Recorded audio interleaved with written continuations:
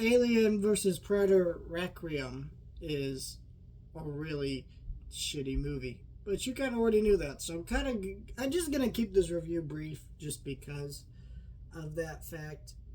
Um, I feel like making this review is me beating a dead horse, right? Everybody who's seen this movie has talked about how shitty it is. You don't really need me to tell you how shitty it is. You've either already seen it or you're never gonna watch it. Uh, I'm just reviewing it because it's the last one in the review series I needed to do. So take that for what you will. I do not hate this movie as much as some others, though. I do think this movie is incredibly flawed, of course, but I feel like all these Alien versus Predator movies are very watchable, bad movies.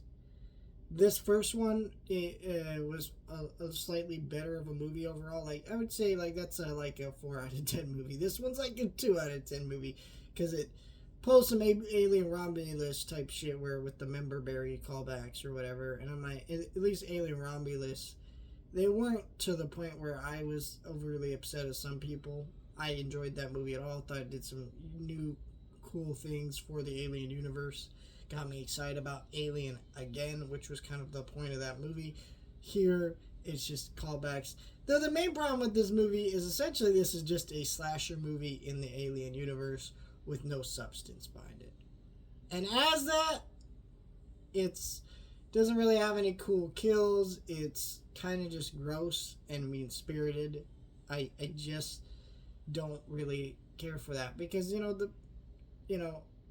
I guess Predator could be considered a slasher franchise, but there is like an element of action and suspense of trying to escape the creature and just kind of survival to it. It's not so much a slasher, but it's got some similarities there, I guess. You do want to see the Predator fucking murk and kill people, but Alien had a lot more substance, and that's kind of the hard thing about making these properties crossover. I think the way to do it is animation, if you ask me, just because, these are characters who've mostly crossed over comic books, and it is a little goofy that these very distinct and different tones kind of come together. I think you can do it in live action. You just have to have the right people in the project, but this was clearly not that, and it was not good.